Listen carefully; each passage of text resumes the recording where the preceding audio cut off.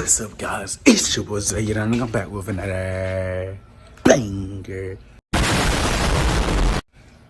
So, this is gonna be the first video of the day. We got another video. So yeah, we're gonna do 2 videos today. Again, I say again. Let me know if y'all want more. Y'all want more videos on Wednesday and all that. But yeah. So let's get into the video. Let's go. My son used to be very active on something called Discord. Discord! And I understand. Hey, you want to join my Discord? Link down in the description. What you talking about? Let's get it. It's a messaging app for people who play video games. Discord love stories is first. It's allowed him to talk to people from all over the world that play the same games as him. True. So at some point, he broke the news to us that he'd been talking to a girl over in the UK named Lori. She and he had become friends, playing some sort of pirate game, playing together most days and talking pretty much all the time when they weren't at their computers. And eventually, he just up and asked her if she wanted to be his girlfriend, and she says yes. It was different. Alright, first thing you don't do while gaming is date someone who's a game, because it's so many people who actually has like females in their profile pictures, but not females. But anyways, let's get it. It was definitely a new concept for someone like me who grew up at a time when cell phones weren't even a thing. But I understand that we live in the digital age where new methods of dating are coming to the fore, so I just tried to be happy. I just ain't beside, you know what, okay. Alright. Sorry, I got a text message. But yeah. I forgot what I was about to say. But for him, as any mom should when their kid gets their first girlfriend or boyfriend. Plus, with an entire ocean between them, it's not like I have to worry about them getting accidentally pregnant or something. However, one Sunday... That's what you worry about? Getting pregnant? You should be worried about... Is this even a girl? But I don't know, bro. Alright. Okay. Afternoon, my son emerges from his boy cave for what seemed like the first time in days. Walks into the TV room where me and my husband are sat, and with a very concerned look on his face. Okay. We asked him what the matter was, and he just kind of shrugs, tells us everything is cool, and then just kind of wanders out again. So as you can imagine, me and my husband give each other a look as if to be like, what was that about? My husband gets up, follows our son into the living room before gently prodding him about anything that might be bothering him. From what he told me, our kid was just doing that typical boyish thing of pretending that everything was fine, but in a way that tells us that he's obviously upset about something. True. My husband then told me he asked after Lori, with our son responding in almost a visceral way of like, why are you always in my business, blah, blah, blah. He'd obviously touched on a sore subject, so our general conclusion was that he and Lori had broken up, and he just didn't want to talk about it. We weren't about to press him on it, so we kind of just left him to it to get over and move on to someone new. But over the next month or so, our son seemed to get increasingly depressed. He'd spend more and more time up in his room, only ever coming out to go to school or eat dinner and then just retreating back to his little boy cave. To be honest with you, I do that. I just isolate myself. I don't know why. I just do it. It's so much better. Anyways, yeah. I'm not depressed enough. It's just like a better, like, I just want to isolate myself from people. It makes sense. That makes sense? Yeah, it makes sense. Like I said, we figured this was because he'd split up with his internet girlfriend, but one time my husband was walking past his room and blatantly heard him talking to someone via his little voice chat Discord thing, addressing them as babe and, at one point, Lori. So apparently they're still talking at that point, but we still assume that they were having relationship issues, putting it down to the fact that they were like thousands of miles apart. I know long-distance relationships don't work at the best of times, even when people were just a few states away from each other. Long distance. King of long distance. I should do a story time of all my long distance relationships. Y'all want that? Do y'all want that? I know somebody who wants that. She even told me, "Oh, you should do like a series of all your." Oh man, oh shit, I might do that shit. Real talk. Let's get back into this video. Long this can work. You just gotta go out. Like you gotta go fly them out, whatever. Y'all gotta make it work for y'all. You feel? Cause everybody long distance ain't the same.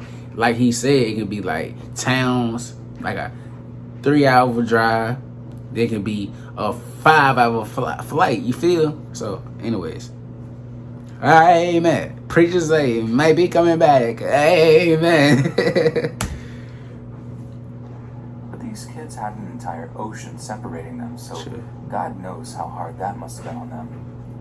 Only as we came to learn, that wasn't exactly the problem. It was something much, much darker. So as I said, our son seemed to be getting more and more depressed over the course of the month. Okay. And it got so bad that at one point that me and my husband discussed getting him a therapist or something to nip the problem in the Therapies bud don't before work. it could Therapy do morph not into work. something less easy to deal with. Well, not to me. But suddenly, Some other people too. out of nowhere, he just perks up. One day he's looking better, feeling perkier. It actually seemed. So, I was thinking. I've been looking at mattresses online. The ones that come in a box? No, a sofa. The rest. Back to the video. Yay. Keener on spending more time with us too, which for a 16-year-old boy struck us as very unusual. I mean, not that we were complaining. It was nice seeing him feeling better about things, and we put it down to him meeting a new girl or just shutting out Lori from his life. This kind of sunny behavior carries on for like a week or so until one Saturday, when after coming down for breakfast, we don't see or hear from him for the rest of the day. Late in the afternoon, my husband goes up into his room, knocks on the door, and asks our son if everything is okay. He comes back down into the TV room, tells me there was no reply after knocking, then asks me if I had seen him leave the house at all during the day. I tell him no, that if he had gone over to a friend's house or whatever, that he certainly hadn't let me know. Then my husband just kind of shrugs, tells me he has a headache, then walks off to the downstairs bathroom to get an aspirin from the medicine cabinet. The next thing I know, I can hear him springing down the hallway and up the stairs, his feet like boom, boom, boom as he rushed up to our son's room. I'm super confused, like what's going on, before walking out into the hallway.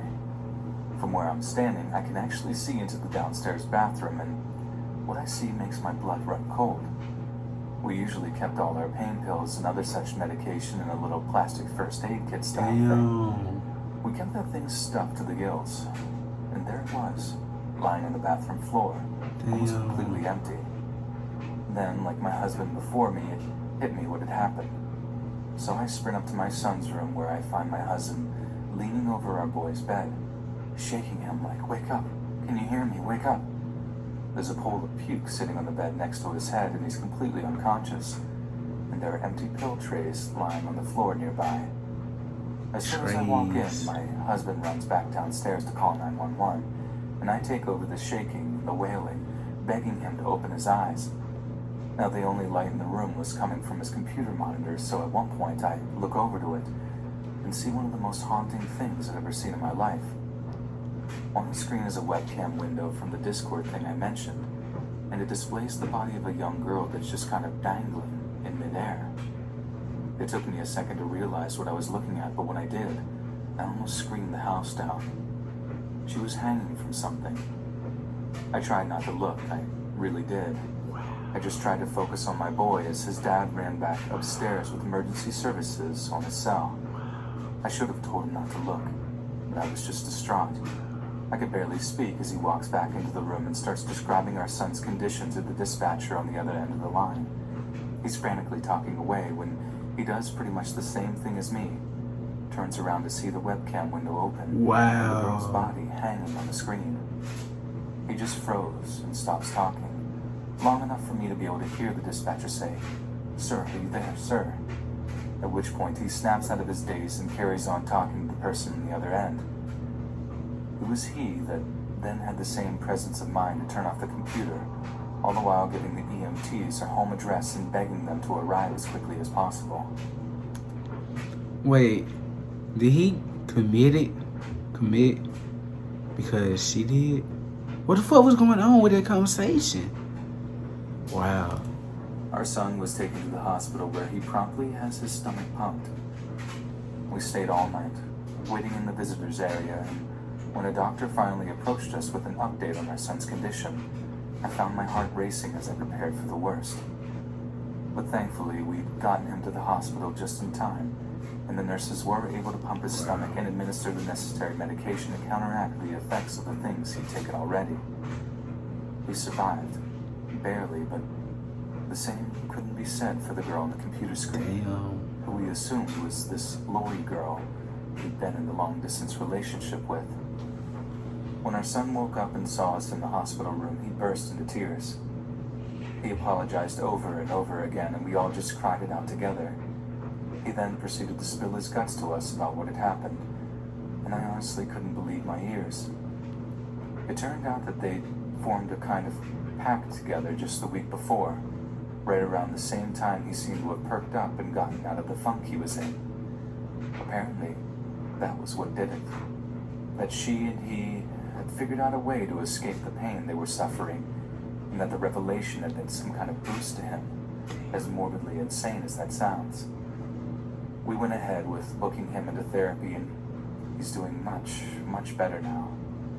We don't monitor his online activities, as he figured he'd just find a way to subvert us, but we definitely don't allow him to have a computer in his bedroom anymore. And since then, me and my husband have made an effort to acquaint ourselves with the darker corners of the internet, and believe me, there are some days I wish I hadn't. Because my God, there's some horrendous things out there. Things I wish I'd never seen, and that I'll never be able to get out of my head. I used to play a lot of Insurgency Sans. It was a whole story. So we're gonna get out of that, cause, bruh, crazy. What the fuck? Like, what the fuck? What the fuck? That's crazy as hell. But hey, we finna get to the outro of this video. You already know. See you in the outro. Let's get it. Yes, sir. That's the end of the video. I want to say thank you for showing up, showing support, and all that. Y'all be killing it lately on YouTube and Twitch. But again, let me know if y'all like that. But again, 2021 is not over. We still got plenty of time to get whatever we want. It may be big, it may be small, it may be just right. Right? This is your year, not my year, not their year, your year. Remember that. But you already know what I'm finna say. Zay Out You Dig.